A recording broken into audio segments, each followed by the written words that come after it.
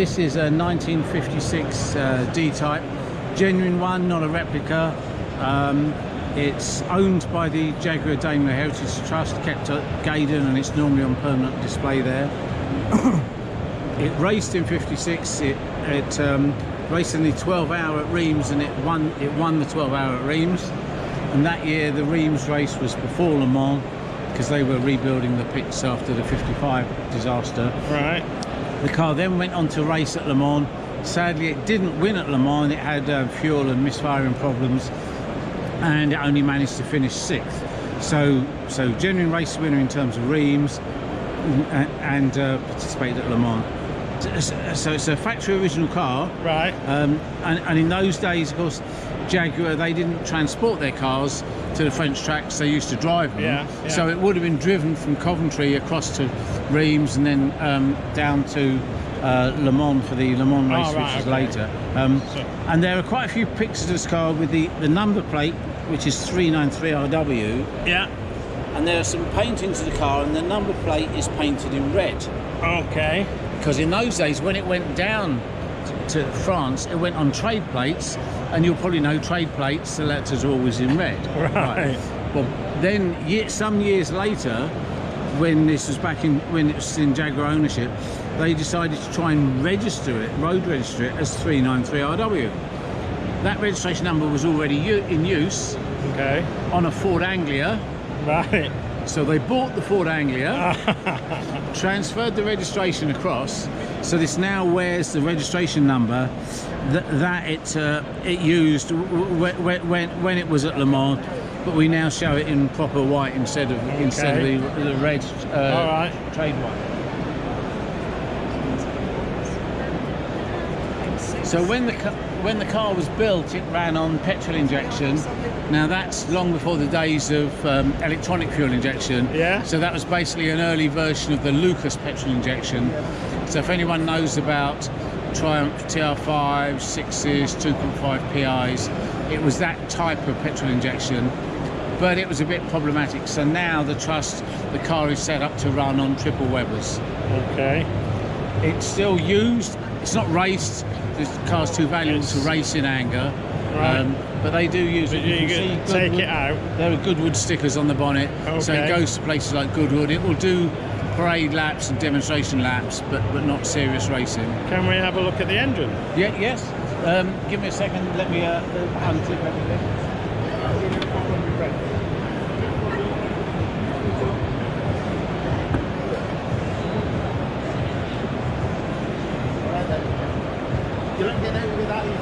There we go. Wow. That is amazing, isn't it? Right, so that's totally original D Type. Yes. So D Type, as you'll know, so it's an XK engine.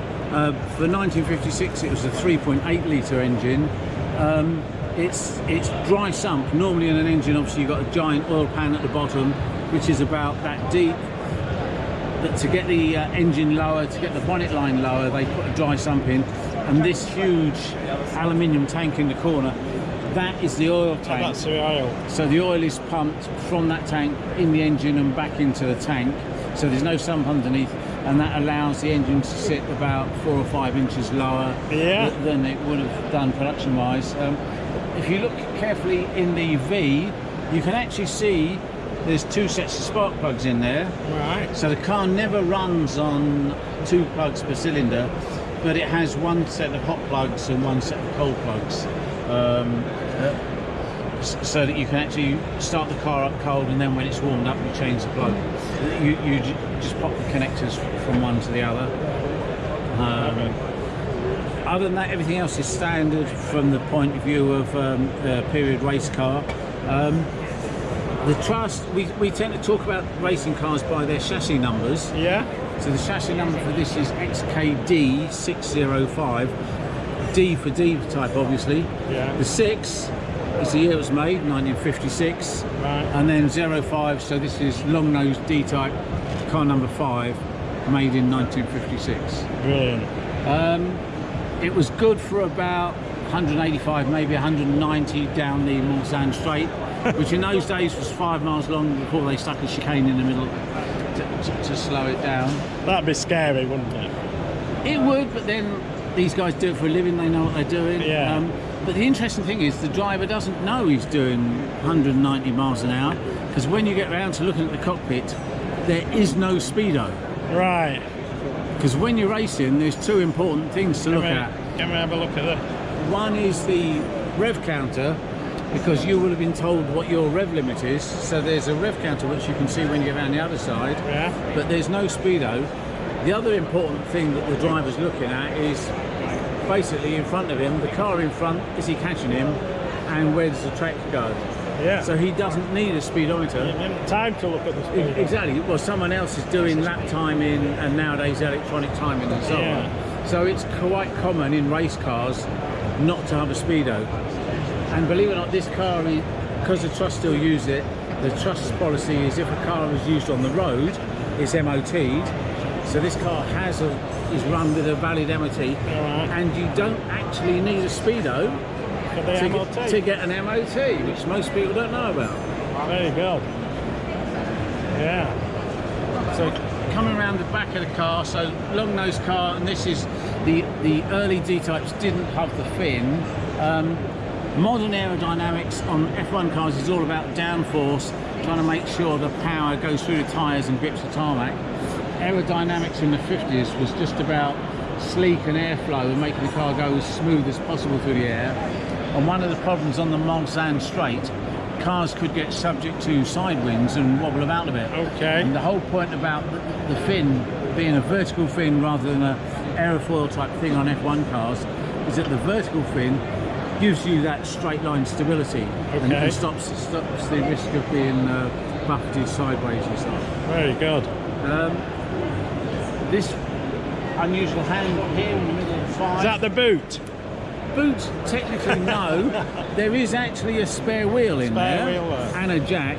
And in those days, the rule in Le Mans was the driver was allowed, if they got a puncture on track, they were allowed to stop, change their own wheel on track and get back to the pits. Now I wouldn't want to change a wheel on the track, the car's going past me at 180, 190 miles an hour. But again, that's what these guys did, you know, for a living. The world was a very different place in 1956. It was, wasn't it? Yeah.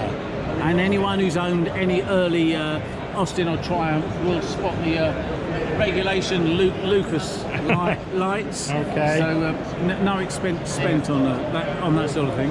Yes. The race number on here, 25, I said that the car raced at Reims and won at Reims.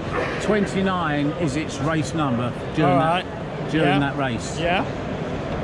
The car's painted in British racing green, obviously, and every now and again at the trust, people, they get requests from people say, oh, can you give us the paint code for British racing green?